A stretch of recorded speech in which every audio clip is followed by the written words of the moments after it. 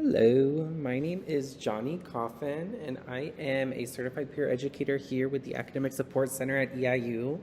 And today I'm going to present about a couple study tips and techniques that you can begin to incorporate in your study sessions. So a little bit about the Academic Support Center here at EIU is we are located in the lower level of McAfee 1611.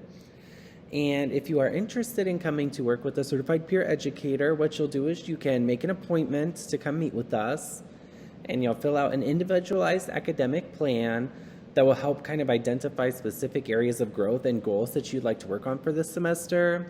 The IAP kind of looks at the classes that you're taking, the extracurriculars, clubs, and organizations that you might be a part of, as well as if you have like a work obligation and other things to kind of help set you up for kind of a more holistic view of how your semester will go.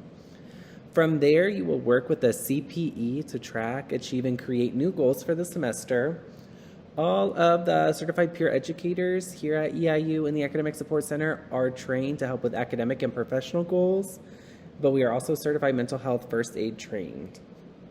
Common goals that you might kind of come to talk to us about that we see often here are time management tips, study strategies, procrastination, note-taking and test-taking strategies. Some people ask for help emailing professors and also getting connected to more campus resources. So I put this quote here first just because I really do believe that it is the same for studying as anything else in life. Success is nothing more than a few simple disciplines practiced every day. The first thing that I always tell people is that there are a lot of different ways to approaching kind of like study tips and academic success.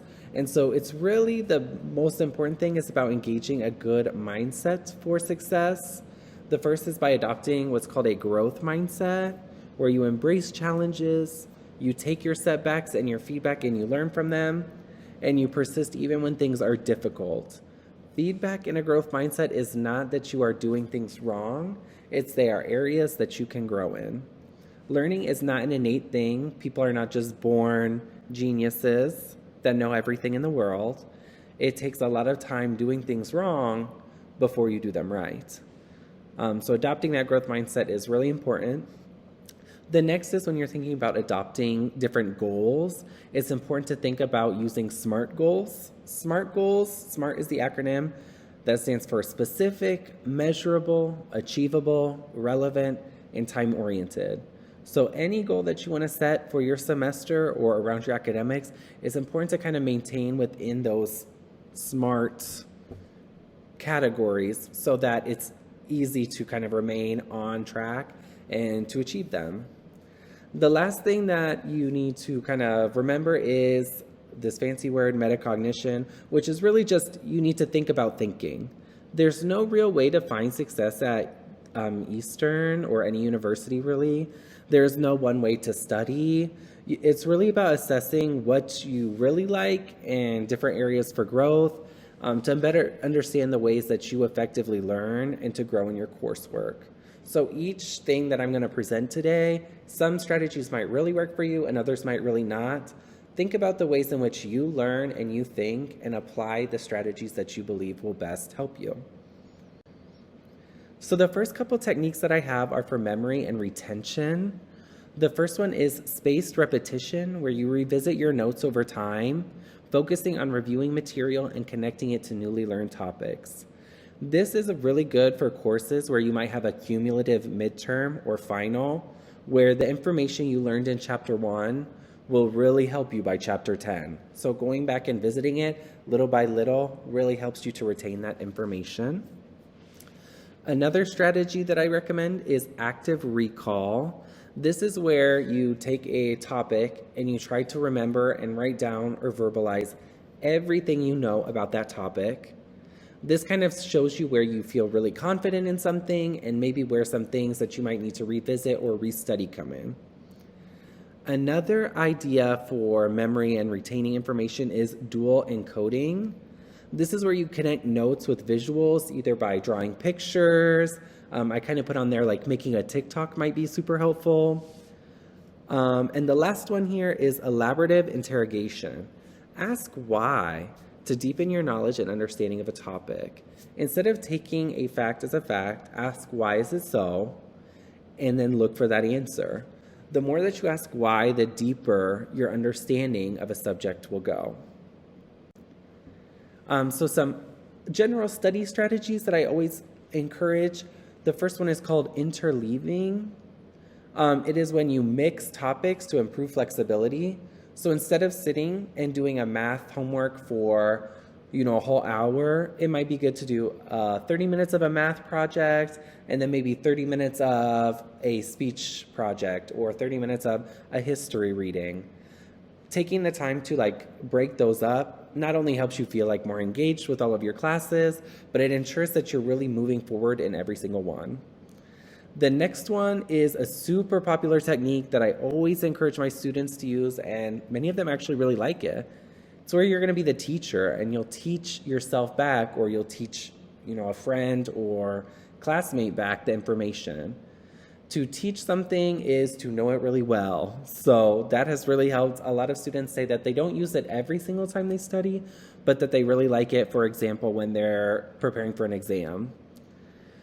The third strategy that I have is assess the way that you're taking notes. We have a lot of different ways of taking notes, and I plan to do another video on that because of how many different possibilities there are. But sometimes you might really think about it, and the way that maybe you take notes on your laptop isn't as effective as paper and pencil, or vice versa. So really assess the way that you are taking your notes and ways in which that you can improve. The last method that I have here is the SQ3R, where you will survey or look over a reading before you start and ask yourself a question. That question will guide as you begin to read through more in depth of the article or the chapter that you're reading. You'll recite the information and the things that you know, and then review that question at the end and see if it's answered. That's a really good way of maintaining really good focused kind of themes or topics within an article as you're reading. So some time management techniques. One, the Pomodoro technique that I always recommend for people is to break up your study cycles a little bit by doing 25 minutes of intensive study and then a 5-minute break afterwards. This is a really good way to give your mind and your body a way to rest, especially when you're doing study sessions for longer periods of time. A lot of people tend to spend that 5 minutes doom scrolling on TikTok, and as much as I love TikTok, I don't recommend that. Take that 5 minutes to really allow your brain to rest. Go for a walk, get a snack, do something that allows your body to rejuvenate and not just kind of stay in that mind-numbing TikTok doom scroll. The second recommendation that I have is to prioritize. Make a to-do list of every time you study, putting those most important tasks at the top, going down. The third strategy is time blocking. I just did a video on time blocking, so if you want to learn more about that, you can go watch the other video. But essentially, it is sectioning out time in your schedule for specific assignments and study hours. People get super fancy with their time blocking, and they put their class schedules, study time, self-care, pretty much everything that they intend to do in the day, they throw it on that time block, and it is really effective in staying organized. 3 general things that really help students to remain engaged and study well, retain information well. Having good sleep hygiene. You cannot remember everything that you need to remember on 4 hours of sleep. So I really recommend you get in a really good routine of going to bed on time and allowing yourself a full 8 hours. Be mindful of what you're eating and drinking, as that kind of helps us with our energy and sustaining in those long study sessions. And get some exercise. Personalize it. So I put a bunch of different foods here just to kind of give you a little picture to think about the ways in which you kind of move through your studying. Some tips and strategies will work more for you than others. Take what you want and leave what you don't. It's all up to you. So thank you very much for listening to my presentation. Like I said, the Academic Support Center is on the lower level of McAfee, room 1611, and our hours are Monday through Thursday, 8 to 7, and Friday, 8 to 4:30.